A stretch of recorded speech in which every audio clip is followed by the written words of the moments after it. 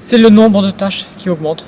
Le temps. Comme on est une école polyvalente, j'ai toujours l'impression de faire un peu le grand écart entre la petite section et les CM2. C'est la fragilité des élèves. Une espèce d'abattement des personnes. Ces derniers jours, j'ai des élèves qui ont des crises de mal-être qu'ils manifestent de façon assez violente et souvent avec des violences qui retournent contre eux-mêmes.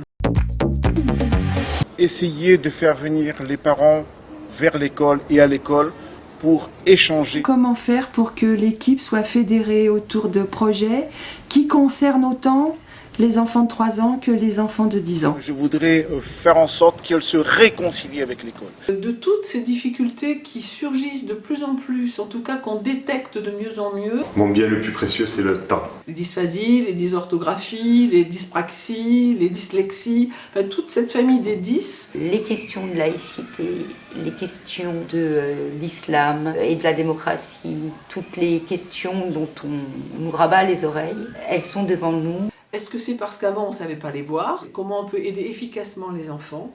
Et pour certains c'est problématique, parce que pour certains ils ont de vraies aptitudes, c'est-à-dire ils ont une intelligence tout à fait normale, même parfois supérieure, et ils sont en difficulté. Et pour cela on fait quoi? J'ai le sentiment d'un énorme chantier sur lequel il va falloir travailler de façon cohérente avec beaucoup de professionnels. J'espère qu'on obtient quelques réussites. À garder cette ambiance que j'ai ressentie, ce bien-être que j'ai ressenti quand j'ai découvert l'école il y a 1 an. À faire une école sereine. À l'avoir un peu améliorée par rapport à ce que je peux entendre des parents ou même des collègues. À fédérer une équipe. Une partie de ma réussite, mais la réussite de cette école, c'est le climat scolaire. Également les ASEM. Et puis d'autres personnes plus périphériques. J'ai pu amener à construire une équipe. Et puis les parents, c'est-à-dire qu'on est vraiment à l'intérieur d'un mouvement collectif, ensemble, une communauté éducative.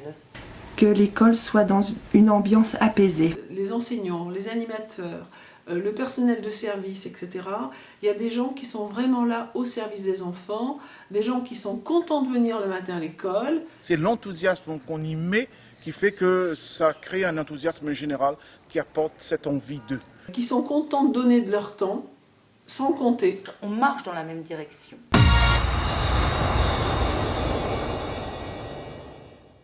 Quelle est la... Voilà.